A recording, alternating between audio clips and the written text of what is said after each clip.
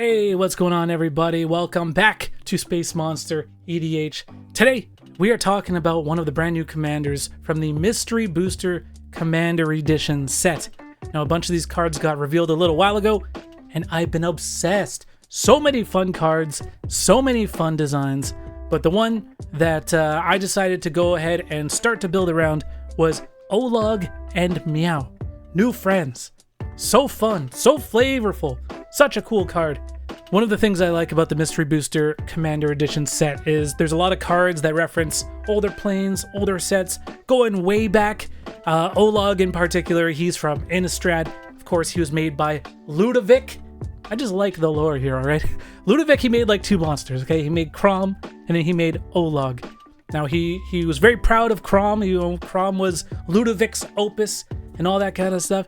And then Olag was like a huge disappointment, and he kept him locked in the basement. He's essentially Frankenstein's monster, and, you know, he was disappointed him because he was too peaceful. So, you can see, even in the artwork here, he is still in Ludovic's basement. So sad, but he made a new friend. He's got the cat there. I love it. And, you know, Olag, he was only ever on, like, the backside of a Ludovic card, so it's kind of nice to see him get another card. You know, Crom has a couple cards now, and, you know, one of them sees quite a bit of play. So it's pretty cool that we're getting a return to some of these characters. So what does Olag and Miau do? He's a legendary creature, zombie cat. He's in Abzan colors, white, black, and green. Whenever another zombie you control enters, put a +1 counter on target cat you control. Whenever another cat you control enters, put a +1 counter on target zombie you control. And then, at the beginning of your end step, each opponent loses a life equal to the number of tapped cats and or zombies you control. Very interesting. That's a lot of text. It's a 3-drop commander. It's in 3 colors. It's in Abzan. There's a lot to work with here. He does a lot of things, right? He puts +1 counters on stuff. He drains opponents. A lot of people kind of compare him to Rin Seri because it's another 3-color commander that cares about when you have a cat enter or another creature type enter. I think he's quite a bit different. You're going to play him quite a bit differently. But zombies, right up my alley. Cats, just as much up my alley. So definitely this was the commander that I wanted to go with. I think one of the things to keep in mind with Olag and Miau is he kind of pulls you in 2 different directions, right? He fuels you for going tall by putting +1 counters on creatures, but he pays you off for going wide by giving you that drain effect on your end step. And so you kind of have to find this delicate balance of how to capitalize on both of those things. Because Olag and Miau cares about creatures entering, this is a fairly creature-heavy deck. This is definitely a bracket 2 deck. I would say a lot of the Mystery Booster commanders are bracket 2. They're not pushed, they're not overpowered. I think they're very fair and they're just a lot of fun. And Olag and Miau, definitely very much so. But, you know, he's got some sauce. There's some cool stuff he can do. So obviously this deck is going to want zombies, it's going to want cats, but even more so, it's going to want zombie cats. Now, because the way the text is on Olag and Miau, if a zombie cat enters, you're going to trigger both of his abilities. And if you choose, you can even go ahead and put both of those +1 counters on that very same zombie cat that had entered. So we definitely want to run zombie cats. We have Black Cat. It's a zombie cat. It's a 1/1. When it dies, target opponent discards a card at random. Look, it's not a great card, but for the flavor, and that's what we're really going for here, all right? For the flavor, you gotta put Black Cat in there. We also got Dread Malkin. It's a 1-drop. It's got Menace. You can pay 3 mana to sack another creature. Put 2 +1 counters on Dread Malkin. Zahur, Glory's Past. This one's from Ether Drift. It's got Start Your Engines. Sack another creature. Surveil 1. Activate only once each turn. But whenever a non-token creature you control dies, create a tapped 2/2 zombie, black zombie creature token if you have max speed, which is actually a pretty nasty ability if you can get it up to max speed. I even like Sacred Cat in this deck. Look at this thing. It even looks like my cat. It's a 1-drop, 1/1 life-linking cat, but it's got Embalm. So you can exile it from your graveyard to create a token that's a copy of it, except it says white zombie cat. Embalm only as a sorcery. So cool! And then, I hate to say it, you gotta run changelings. Unfortunately, not all of them. You don't want it to be a changeling deck, but they are undeniably very, very strong in this deck just because they will always trigger both of Olag and Miau's abilities. Changeling Outcast is a 1-drop, 1/1 changeling that can't be blocked, so it will consistently be your very best attacker in the deck. And you can just go ahead and stack +1 counters on this thing. It'll even put 2 +1 counters on itself when it enters. Really, really good. Chomping Changeling will act both as removal for a target artifact or enchantment. Will also put 2 +1 counters on your board. Masked Vandal, it's a 2-drop changeling, can also be used to exile target artifact or enchantment and opponent controls. Mutable Explorer, another changeling. This one will enter and it will even ramp you, as well as putting 2 +1 counters on your creatures. Not a huge fan of changelings. These are the ones that I'm running in this deck, but they're undeniably good in this deck, and the fact that a bunch of them also provide other types of utility, pretty good, definitely worth running. So the deck, it helps you go tall, pays you off for going wide. So one of the things that can help us kind of fuel that engine, that two-pronged engine of going tall and wide, one of my favorite cards in the deck is Ghoul-Caller Giza. She's a legendary creature, human wizard, 5-drop, and she's got an activated ability for 1 black and tap her to sack another creature, create X 2/2 black zombie creature tokens, where X is the sacrifice creature's power. So if you stack a bunch of +1 counters on one of your zombies, one of your cats, whatever, then you can sack it with Ghoul-Caller Giza. Make a bunch of zombie tokens, and when those zombies enter, they are going to trigger Olag and Miau, putting a bunch of +1 counters on another creature. So you can just get this engine going. Ghoul-Caller Giza, really fun in this deck. You know, definitely a bracket 2 card because she is a little bit slow. She's 5 mana. You know, you have to wait a turn to use her activated ability, but if she gets going, she can definitely pay you off and really, really fuel your engine and dish out a ton of damage with all of the zombies that she's going to be creating. In a similar vein, we have Wand of Orcus, which is a 3 mana legendary artifact equipment. It gives the attacking creature Death Touch and zombies you control Death Touch until end of turn, but whenever equipped creature deals combat damage to a player, create that many 2/2 black zombie creature tokens. So again, if you're going tall, you throw a Wand of Orcus onto the creature that's gotten real big, deals combat damage, and then you're just going to make a bunch of 2/2 zombies, putting a bunch of +1 counters, maybe back onto the creature who dealt the damage. It fuels itself, works really, really well in this deck. So both Ghoul-Caller Giza and Wand of Orcus, really good token makers in this deck. And tokens are actually a very solid strategy here because Olag and Miau doesn't care about token or non-token. It just cares about those creature types entering, which is also one of the things that differentiates it from Rin and Seri, which cares about cast. Having it just care about enter actually makes it a little bit better in that regard because you can really play around with other types of strategies. So cards that create zombie tokens or cat tokens are really good in this deck. So cards like Arabo, the First Fang, that creates a cat token whenever a non-token cat you control enters. Diregraph Colossus, which creates a zombie token whenever you cast a zombie spell. Headless Rider creates a zombie token whenever a non-token zombie you control dies. So these types of cards are great at fueling your deck, fueling your strategy, creating a lot of tokens, going wide, going tall, and then to help fuel these types of cards, we need easily recurable cards like Gravecrawler, an absolute classic, a banger. So your typical Gravecrawler loops, sacrificing it, recasting it, retriggering Diregraph Colossus, retriggering Headless Rider, these types of strats, absolute classic. We also have 9 Lives Familiar from Foundations, almost like the cat version of Gravecrawler, except you only do it once per turn, but still really fun card, very flavorful for this deck. Another one is Putrid Goblin. Now, Putrid Goblin, historically a very combo-centric, combo-heavy card because Persist is rather broken. And Putrid Goblin, really good here because of his Persist ability, right? Because Olag and Miau dish out +1 counters onto our creatures, we can very easily remove those -1 counters to continuously recur Putrid Goblin and sacrifice him for value.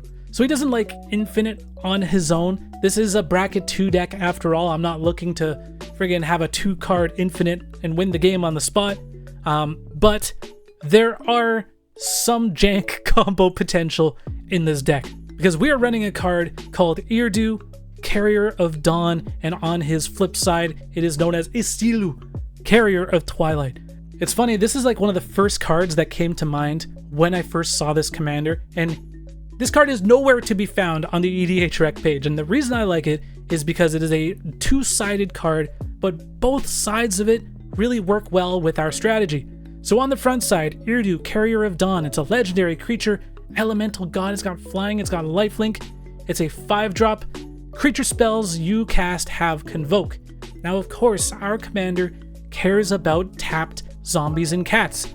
So having Convoke is a really strong ability in this deck. Sure, we can play Irdu for 5 mana, tap all of our lands to bring her out, but after that, we can tap our creatures in order to cast another creature the very same turn that Irdu comes out, and then those tapped creatures will do damage on our end step thanks to our commander's ability.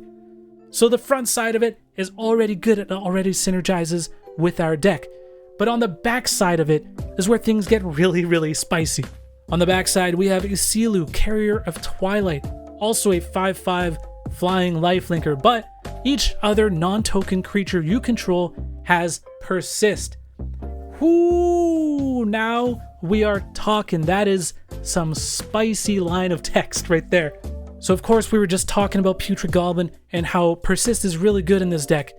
Now, giving all of your creatures Persist can get really, really busted and really crazy real fast. Now, of course, we are still bracket 2, so this is some magical Christmas land type scenarios, right? Which is, in my opinion, exactly where bracket 2 should be, because you would need your commander out, you need Isilu out, which takes a full turn rotation. Your opponents are going to see it coming, and then you need to have some sort of sack outlet out, and then you need like a zombie and a cat, and then you can essentially keep on sacrificing your cat. Your cat will return with Persist, then you sacrifice the zombie, your zombie will come back with Persist, trigger Olag and Miau, put a +1 counter on the cat, remove the -1 counter, sacrifice the cat again, it re-enters with Persist, put a +1 counter on the zombie you sacked, removing its -1 counter, rinse and repeat, and you can just infinite off from there. Again, this is like, what, a 5-card planets align type of infinite, but it's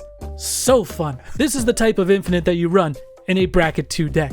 It obviously gets better if you have like a zombie cat or a changeling out. So say you have Chomping Changeling, you sacrifice Chomping Changeling, it comes back with a -1 counter, but gets 2 +1 counters off of your commander's ability, removing one of his, putting another +1 counter on another creature, rinse and repeat. You can destroy everybody's artifacts, everybody's enchantments.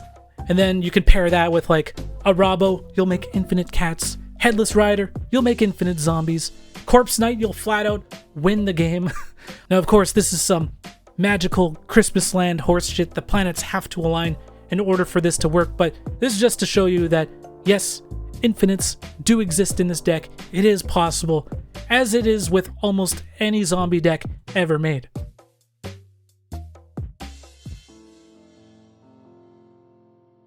But I do love Irdu, Carrier of Dawn in this deck, because even on its front side, just giving all of your creatures Convoke is really, really solid. Another potential combo in this deck, we are running Igra, Eater of All, super busted card from Bloomborough. It's a cat. Other creatures are food artifacts in addition to their other types, and then whenever food is put into a graveyard from the battlefield, put 2 +1 counters on Igra. Really, really strong card. It's a cat. Has to be in the deck. But on top of this, we're also running Cauldron Familiar. When Cauldron Familiar enters the battlefield, each opponent loses 1 life, and you gain 1 life. Then it has an activated ability, sacrifice a food, return Cauldron Familiar from your graveyard to the battlefield. So Cauldron Familiar, really good when paired with Igra, because you can now sacrifice a creature to return Cauldron Familiar from your graveyard to the battlefield, right? Which can be a win con in itself, because Cauldron Familiar deals damage whenever it enters to each opponent and gains you 1 life. So if you have a sack outlet to sacrifice Cauldron Familiar, and a way to make tokens. Say when Cauldron Familiar enters, you have a Rabo on the battlefield, it'll create a cat.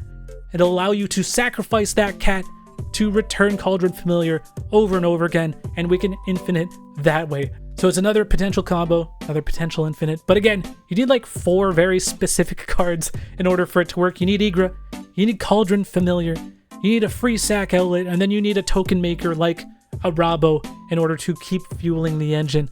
But this one, at least, you don't need your commander on the battlefield, but this would just win the game on the spot. It's not going to be easy to pull off, but when you do, it's going to be sick. So we've gone over going tall, going wide, combos, tokens. Another thing that's really important with Olag and Miau is his last line of text that says, at the beginning of your end step, each opponent loses life equal to the number of tapped cats and or zombies you control. So I like to call these tap outlets, ways to tap your creatures in order to ensure that Olag and Miau will trigger on its end step without having to go to combat, right? Say you don't have any good attacks, but you still want to drain the table, having additional ways to tap your creatures really good in this deck. Cryptolith Rite is a classic, just turns all of your creatures into mana dorks, very, very strong. Springleaf Parade, this card just continues to get better and better, turns all of your creature tokens into mana dorks, and then it also creates shapeshifters with Changeling. So good in this deck. It's absolutely busted. This enchantment Room from Duskmourn is perfect in this deck. The left side of it is called Dazzling Theater for 4 mana. Creature spells you cast have Convoke. We've already discussed how good Convoke is in this deck. And then on the right side is Prop Room for 2 and a white. Untap each creature you control during each other player's untap step. Obviously, if we want to be tapping out all of our creatures on our turn, there is some inherent danger in that because you want to leave up some blockers. So this will completely negate that, and it will allow you to have the best of both worlds. Tap all your creatures on your turn, deal as much damage as you can, and then safely untap and have them as blockers on your opponent's turns. Crypt Breaker is a classic, allows you to tap 3 zombies in order to draw a card and lose a life. And then I'm also a huge fan of these station lands from Edge of Eternities. We have basically all 3 of them. We have Adagia, Avendo, and Susur Secundi. They're all so good. Avendo basically turning into like a Gaia's Cradle. Susur Secundi drawing you a crap ton of cards, and it is a sack outlet as well. Plus, you can just station these even when they're fully stationed. So they are literally a free tap outlet for all of your creatures that's just baked into a land. One more card I want to highlight in this deck is Army of the Damned, an 8-mana sorcery that creates 13 tapped 2/2 black zombie creature tokens, which essentially says deal 13 damage to each of your opponents on your end step, put 13 +1 counters on target cat you control, and you can flash it back. It is a win condition, and I know it's very expensive at 8 mana, but it's just such a cool card to include in this deck, and it can absolutely close out a game. And that is basically the deck, everybody. Let me know what you think. Give me your thoughts, opinions, feedback. Go check out the deck list over on my Mox Field. The link is in the description. This is a bracket 2 deck, right? I'm not pushing it super hard. There's, I'm sure, includes that you can put in there to raise the power level, but you know, just with a lot of these decks from the Mystery Booster Commander Edition, I just don't think it's in the nature of these commanders to be super pushed. I think most of them live in bracket 2, and Olag and Miau is definitely just like, it's a flavorful, fun bracket 2 deck that you can play basically at any table in any setting. But that's it, everybody. Let me know what you thought about it. Let me know if there's any other commanders from the Mystery Booster Commander Edition that you would like to see me try and tackle. There's a lot of fun ones. But that's it for this one, everybody. Peace!